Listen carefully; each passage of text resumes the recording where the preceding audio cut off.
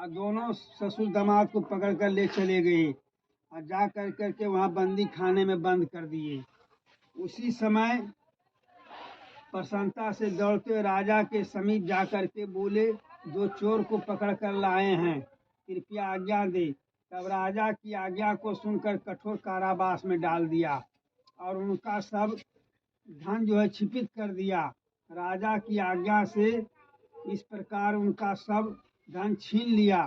सत्यनारायण भगवान के श्राप द्वारा उनकी पत्नी भी घर पर दुखी हो गई और घर पर धन जो रखा था वह भी छिपित हो गया। तब चोर चुरा कर ले गए। शारीरिक और मानसिक पीड़ा तथा भूख और प्यास से अति दुखित हो अन्न की चिंता में कलावती एक ब्राह्मण के घर गई। वहां उसने सत्यनारायण भगवान का वध होते हुए देखा। फिर कथा सुनी तथा प्रसाद ग्रहण कर रात को घर आई।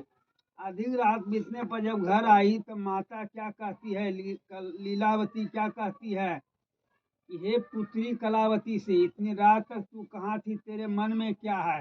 तो कलावती सत्य वचन बोली कि हे माता, शरीर को शुद्ध रखने वाला, सभी को संतान बढ़ाने वाला, सभी को धन बढ़ाने वाला सत्यनारायण स्वामी भगवान का मैं पूजा देख रही थी। कन्या के वचन सुनकर लीलावती बहुत खुश हुई है, भगवान के पूजन की तैयारी करने लगी। लीलावती ने परिवार और भाई बंधुओं सहित श्री सत्यनारायण भगवान का पूजन और व्रत किया। अब वर मांगा कि मेरे पति और दामाद जल्दी से घर आवे। साथ ही प्रार्थना की कि सबका अपराध क्षमा करिए। सत्यनारायण भगवान इस तरह से चंद्रकेतु राजा को स्वप्न सुना कर करके वहां से छिपित हो गए। वहां से दोनों ससुर दामाद छूट के जेल खाने से आए। आने के बाद यहाँ जो है सत्यनारायण भगवान का स्वप्न पूरा हुआ और सत्यनारायण की पूजा भी किया। राजा को नमस्कार करके मीठे वचनों से बोला, हे महानुभावों, भावी बस ऐसा कठिन दुख तुम दोनों को पड़ा, अब तुम्हें कोई बात का डर नहीं। ऐसा कहकर राजा ने उनको नए नए वस्त्र आभूषण पहनाए तथा जितना श्रृंगार था सब दिए। राजसी पोशाक दे करके, धन दे करके उन्हें विदा किया। उस तरह से अपने अपने घर को चल दिए। सूत जी बोले, मंगलाचरण पूर्वक आरंभ की यात्रा। मतलब कहे मतलब विष्णु भगवान जो सब कुछ दिए ने, तो गए साधु बनिया के पास।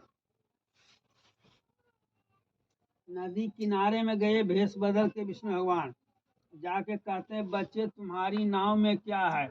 धनोमंत महाजन बनिया हंसकर क्या बोला, क्या आपको रुपया लेने की इच्छा है? मेरी नाव में लता पत्रादि बेलपत्तर है। इसको सही है, सांझ नहीं आ रहा है, देखो छोड़ा नहीं, ठीक है छोड़ दें, सुतल नहीं वाला सुतल नहीं, समझा? भगवान की माया क्या हुआ सुन लो यहाँ। इसी ऐसा होता है, विष्णु भगवान वेश बना के आए समुद्र के किनारे।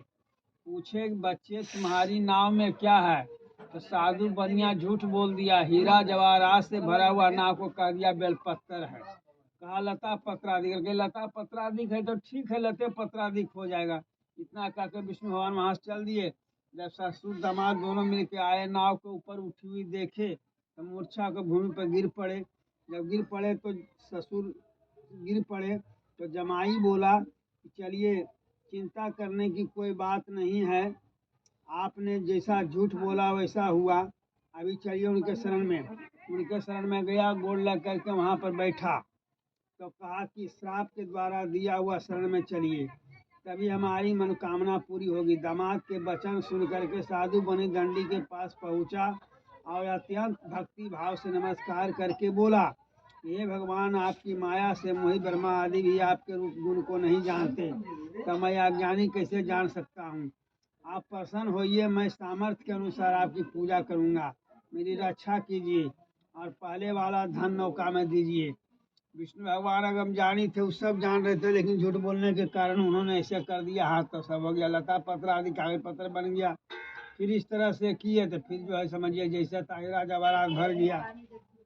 विष्णु भगवान में सत्यनारायण का पूजन कर साथियों सहित उसने नगर को चला। फिर चलने के बाद अपने नगर के निकट पहुंचा, तब दूत को घर भेजा। दूत ने घर में जाकर क्या कहा, नारद मुनि ने, कि आपके पति और दामाद दोनों आ रहे हैं भगवान के समीप। इस तरह से स्त्री के बड़े हर्ष हुए सुन करके सत्यनारायण के पूजन कर पुत्री से कहा, मैं अपने पति के दर्शन को जाती हूँ, तू भी काज पूर्ण कर शीघ्र आना। माता कैसे वचन सुन करके कलावती प्रसाद छोड़कर पति के साथ गई। प्रसाद की अवज्ञा के कारण सदैव नारुष्ट हो गए। उसके पति को नाव से ही जल में डुबा दिया। कलावती अपने पति को ना देखकर रोती भूमि पर गिर पड़ी। इस तरह नौका को डूबा हुआ तथा कन्या को रोता हुआ देख साधु दुखित हो बोले, हे प्रभु, मुझसे या मेरे परिवार से जो भूल हुई है उसे क्षमा करें। उसके दीन वचन सुन करके सत्यनारायण प्रभु प्रसन्न हो गए और आकाशवाणी हुई, साधु तेरी कन्या मेरे प्रसाद को छोड़कर आई है, इसलिए इसका पति अदृश्य दिखाई देगा। मतलब जो भगवान के प्रसाद कर रहे हैं ना पूजा, इस प्रसाद को मुंह पर बरती लेना चाहिए जरूर। लेकिन छठ में लोग करते हैं, और पहले छठ में होता था कि बरती अलग बैठता था, सुनता था, अलग से वो सहल रहता था, कोई नहीं मैया सहले मैया कर लेते कथवा, इसीलिए प्रसाद नहीं बटता है। प्रसाद बटने का मतलब है कि बरती भी मुंह पर लेना चाहिए, तो 12 घंटा उन्हें आधार है। भगवान विष्णु उन पर सहाय है और वह मुंह पर नहीं लेकर के दूसरे देता है। इस तरह से ऐसा करने से क्या हुआ, फिर प्रसाद मुंह पर लिया, फिर अपने कहा जाओ अपने घर वापस लौट करके। समुद्र के किनारे से लौट करके आए, उसका प्रसाद पाए तो समझिए कि उनको प्रसाद मिला। उसके बाद घर आने के बाद हर पूर्णिमा को विधि पूर्वक से व्रत करना शुरू कर दिया। जरी जरी घिया बतिए ऐसा नहीं ना कि तुरंत टान ले। और सत्यनारायण भगवान का पूजन कर कथा करने लगा। फिर श्लोक का सुख भोग कर अंत में स्वर्लोक को गया। विचंद्र जन्म हो दी बस, हाँ अपना होते तो छोड़ दो आप। इस तरह से व्रत करने से मनुष्यों को प्रसाद खाकर फिर घर आया और अपने पति को दर्शन किए। इसलिए तत्पश्चात साधु ने भाई बंधुओं सहित सदैव का विधि पूर्वक पूजन कर किया। उस दिन से हर महीने व्रत करने लगा। सत्यनारायण भगवान का पूजन कर कथा करने लगा। फिर इस लोक में सुख भोग कर अंत में स्वर्लोक को चला गया। सूत जी बोले, हे ऋषियों, मैं यार भी कथा कहता हूँ, सुनिए। प्रजा पालन में लिंग उदय नामक एक राजा था, जो भी भगवान के प्रसाद त्याग करने से अति दुख पाया।